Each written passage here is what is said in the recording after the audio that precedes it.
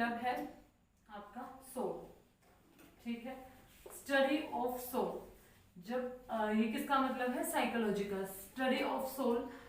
ये number of souls means number of, यहाँ पर क्या है, डेफिनेशंस दी हुई है साइकोलॉजी के, डिफरेंट डिफरेंट साइकोलॉजिस्ट ने दी हुई है, उनको हम देखेंगे एक बार डिटेल में। वहां से ये आज की जो वीडियो है ना गाइस, इसमें आपका एक नंबर ये लगा लीजिए कंफर्म है, क्योंकि यहाँ से क्वेश्चन आता ही आता है। और यहाँ का जो अगर हम बात करें इस क्लास की, तो इसमें जो मटेरियल है वो बहुत कम है, ठीक है। उसमें से अगर आपका एक नंबर आता है तो आई थिंक आपको मिस नहीं करना चाहिए, ठीक है। स्टडी ऑफ सोल, तो हम एक बार डिटेल में देख लेते हैं। ये हमने सिर्फ इसका मीनिंग देखा है साइकोलॉजी का, ठीक है। ऐसे डिफरेंट डिफरेंट क्या है, डेफिनेशंस दी हुई हैं। हम जो मेन डेफिनेशंस हैं वो देख लेते हैं। किसी ने मतलब कहा है, psychology is a study of soul. जो पहले, सबसे पहले जो कहा गया वो साइकोलॉजी को क्या कहा गया, स्टडी ऑफ सोल, कि ये एक क्या है, सोल की स्टडी है, ठीक है। ये किसने कहा, ये अरिस्टोटल,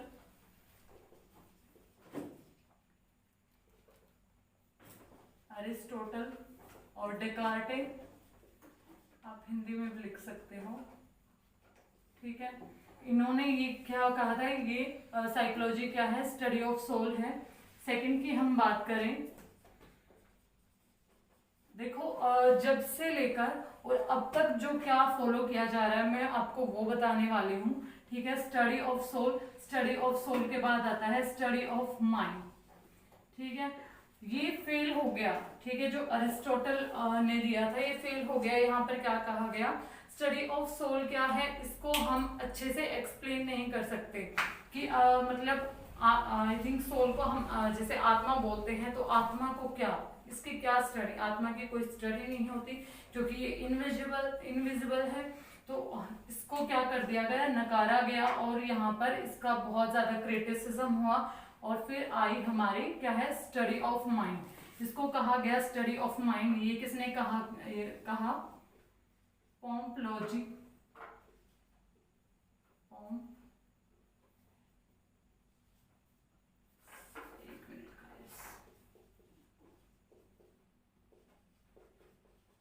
ठीक है, पोम्प्लोजी ने ये कहा। फिर उसके बाद स्टडी ऑफ कॉन्शियसनेस की बात कही गई, ठीक है। फिर क्या हुआ, माइंड को, सबके डिफरेंट डिफरेंट माइंड होते हैं, ठीक है। तो ये पॉसिबल नहीं है कि आप हर किसी के माइंड को चेक करोगे, क्योंकि सबके सब अपनी हेरिडिटी, अपनी अलग माइंड लेवल ऑफ सेट से पैदा हुए हैं। तो ये नहीं है कि सबका हर एक जैसा माइंड होगा, सभी का जो माइंड है वो सिर्फ एक ही डायरेक्शन में सोचेगा, इजंट पॉसिबल, ये पॉसिबल हो ही नहीं सकता है। तो इसको भी क्या कहा गया, क्रिटिसाइज किया गया। और इसको फिर आया स्टडी ऑफ कॉन्शियसनेस। कॉन्शियसनेस ये किसने दिया, ये दिया जेम्स विलियम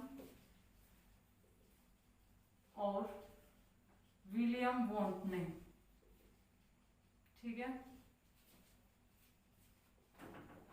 जेम्स विलियम और विलियम वोंट ने ये दिया था, ठीक है, जो कि बहुत मतलब उस टाइम पे इम्पोर्टेंट माना गया था। और जेम्स वुंड यहाँ पे क्या है, बहुत इंपॉर्टेंट रोल प्ले करते हैं, क्योंकि इन्होंने क्या किया था, ये बहुत इंपॉर्टेंट साइकोलॉजिस्ट हैं। देखो आपको नोट्स बना लेने हैं, क्योंकि मैं बहुत इन शॉर्ट आपको कराने वाली हूँ, और ये आपको मतलब बुक में मिल जाएगा, लेकिन जैसे मैं करा रही हूँ इस वे में नहीं मिलेगा, और आपका टाइम जो है वो भी बचेगा, ठीक है।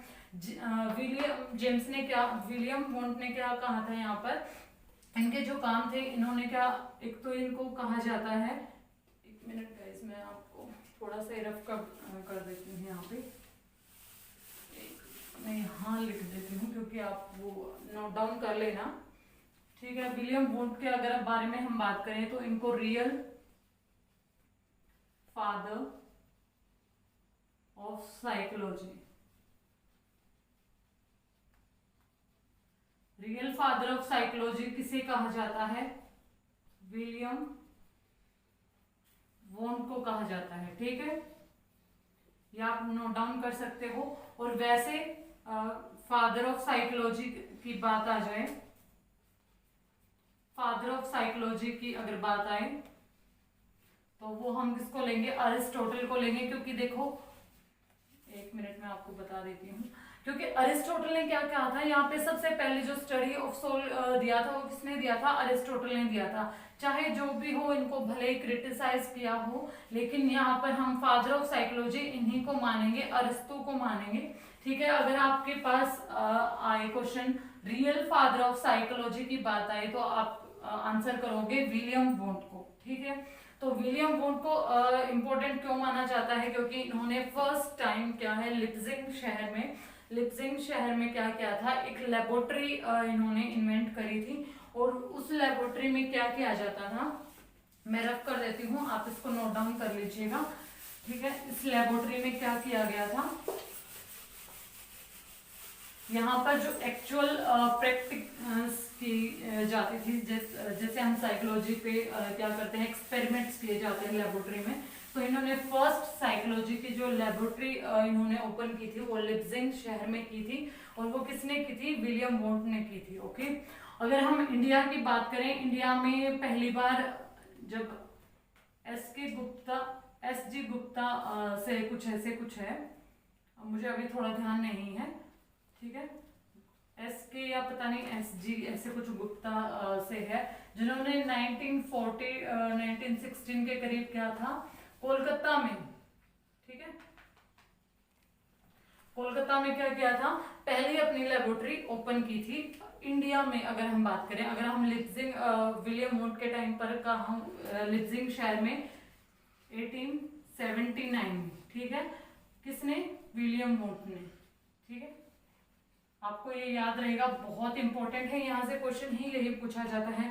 ऐसे कौन से साइकोलॉजिस्ट थे जिन्होंने लिप्जिंग में अपने फर्स्ट टाइम जिन्होंने लेबोरेटरी ओपन की, तो किसने की थी, वो विलियम वुड ने की थी 1879 में। और इनको अगर एक क्वेश्चन और आ जाता है, जैसे कि फर्स्ट जो साइकोलॉजी के प्रैक्टिकल लैब्स और प्रैक्टिकल एक्सपेरिमेंट्स किसने करने शुरू किए थे, तो वहां पर भी आंसर क्या आ जाएगा, विलियम वोंट आ जाएगा।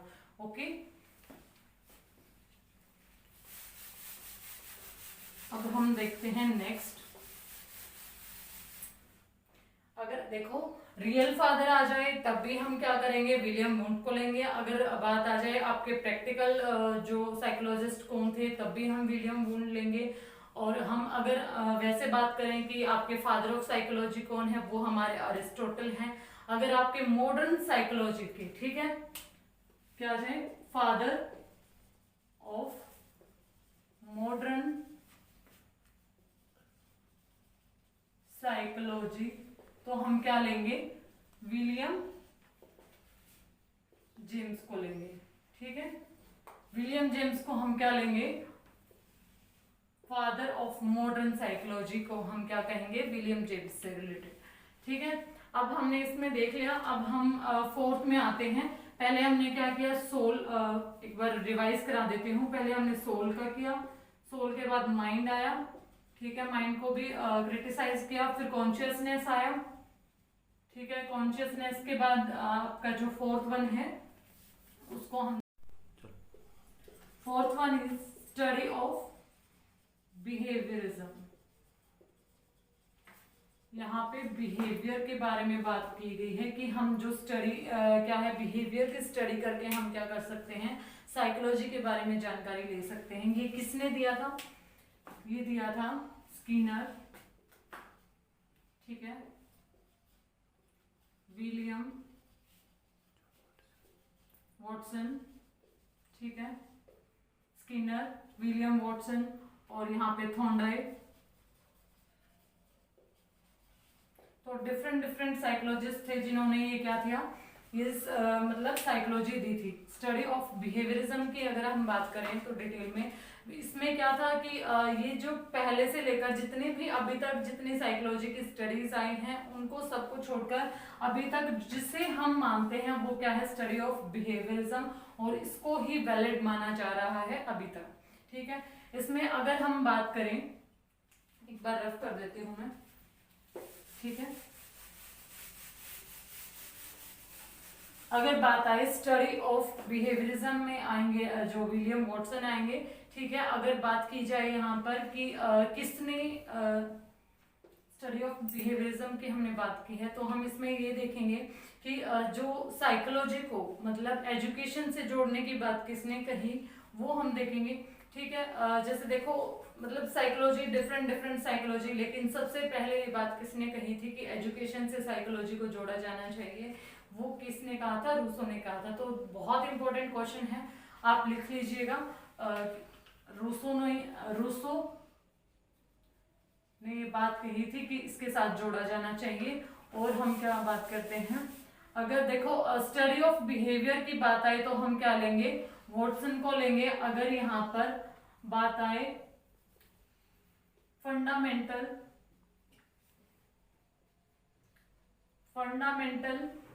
ऑफ बिहेवियरिज्म की बात आए तो हम यहां पर लेंगे स्किनर को, ठीक है। हमारा जो आंसर होगा वो क्या होगा? स्किनर को होगा। तो एक बार मैं आपको रिवाइज करवा देती हूँ सारा का सारा जितना भी हमने किया है, जितना भी हमारा साइकोलॉजी का बनता था वो हमने पूरा कंप्लीट कर लिया है गाइस। तो आपने सिर्फ 2 ही चीजें देखनी है, आपको साइकोलॉजी का डेफिनेशन, उसके बाद उसके स्कूल ऑफ थॉट्स जो आ जाते हैं, और उसमें सिर्फ आपका इसमें समझने का कुछ नहीं है, एक तरीके से आप क्या लगा सकते हैं, एक तरीके की कहानी है ये, ठीक है। कहानी के फॉर्म में आप इसे याद कर सकते हैं कि पहले सोल आया था, सोल के बाद माइंड, माइंड के बाद कॉन्शियसनेस, कॉन्शियसनेस के बाद बिहेवियरिज्म की बात करी गई, और बिहेवियरिज्म जो है आज तक फॉलो किया जा रहा है, ठीक है। बिहेवियरिज्म अगर किसने दिया था? वो दिया था विलियम वॉटसन ने। विलियम उसको हम जेबी वॉटसन भी बोलते हैं, तो वॉटसन आप याद कर लीजिएगा क्योंकि इसमें काफी विलियम है, विलियम जेम्स है, तो आप कंफ्यूज मत होइएगा। उसका जो पीछे वाला सरनेम है वो आप जरूर याद रखिएगा। तो गाइस आपके लिए ऐसे ही पूरी क्लासेस आती रहेंगी, पूरा एचटेट का सिलेबस आपको कराया जाएगा। आप लोगों का प्यार कम नहीं